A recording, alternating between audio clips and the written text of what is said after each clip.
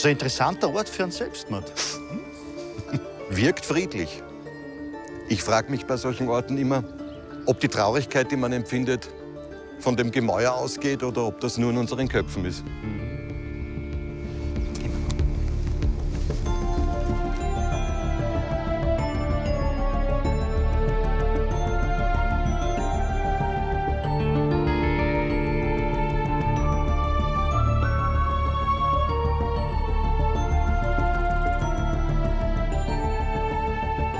Grüß Sie. Grüße Sie ganz herzlich. Danke, dass wir da sind. Grüß Gott, Herr Dr. Etzersdorf. Schön, dass Sie nach Meiling gekommen Ja, sind. vielen Dank, dass Sie uns Ja. empfangen. Ich habe gleich eine Frage. Ja, Was ist das für ein Ort? Oder auch, was ist das Wichtige am Meierling?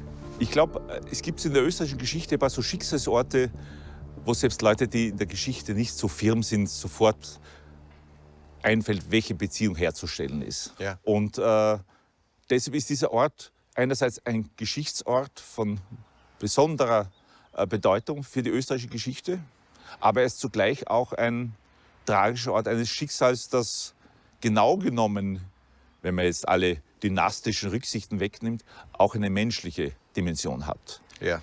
Aber ansonsten war es wirklich ein langweiliger Ort, was ja auch Absicht war, weil Kronprinz Rudolf wollte ja da aus der Öffentlichkeit raustreten und wollte also da hier seine Jagdaufenthalte mit seinen Jagdfreunden organisieren. Erster Gang. Was mich jetzt mal bei dem Menü oder am Anfang des Menüs auch interessieren würde, wäre, was war das eigentlich für eine Zeit? Das war ja 1880. Ja.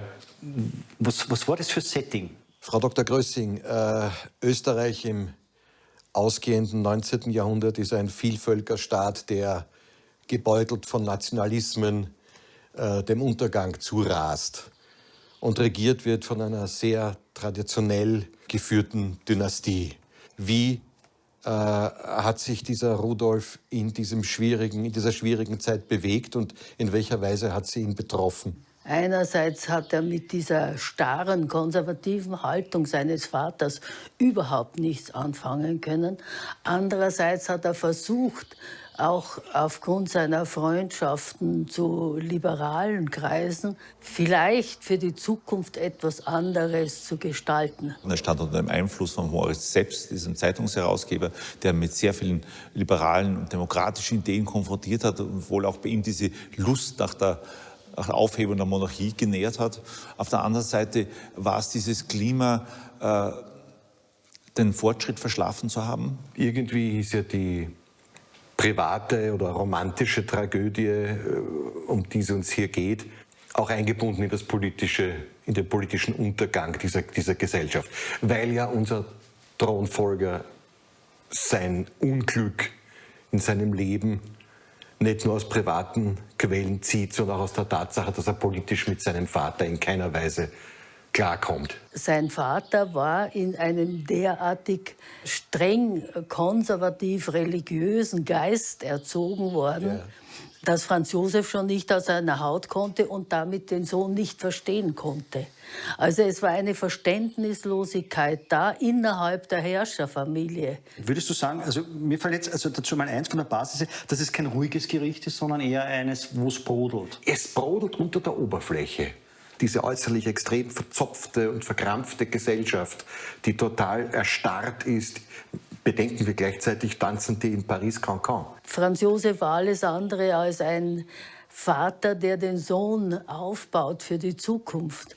Er hat diese metternichische Haltung, würde ich sagen, fast übernommen und dem Sohn praktisch keine Chancen eingeräumt.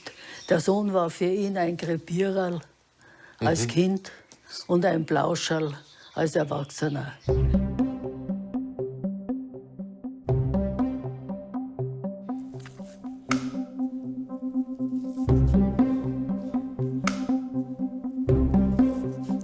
Ist zum Beispiel für dich Untergang, ist das eher leicht oder ist das eher schwer? Es fühlt sich schwer an, wie Fäulnis. Wie Fäulnis. Ja, wie eine faulige, schwere, feuchte Frucht. Aber wo schon der Schimmelbefall da ist. Also die kurz vom Kippen ist quasi. Kurz vorm Kipp, eigentlich schon drüber. Es wäre zum Beispiel für mich jetzt interessant, ich bespiele den ganzen Teller, damit ich die Stimmung wiedergebe. Ich mache zum Beispiel Paprikazwiebel. Paprika, das steht für Ungarn. Das steht für diese österreichisch-ungarische Monarchie. Die Innereien von Apfelstrudel, Äpfel gebraten mit Nüssen, Bröseln. Apfelstrudel, das ist Identität. Das ist Österreich. Und Kalbstafelspitz, auch so ein Klassiker.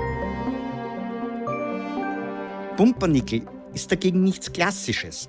Das hat was Erdiges, was Dunkles, fast was Ungelerntes.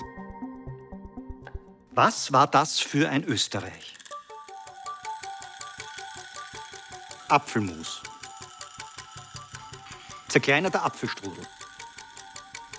Karotten. Sellerie.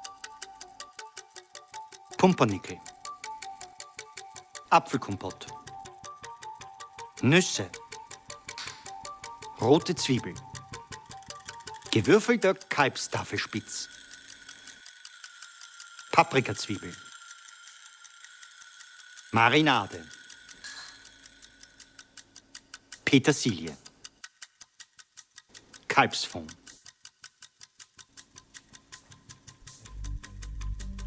Eine Stimmung füllt den ganzen Teller aus. Eine Schwere, eine Deftigkeit und klassische Küche.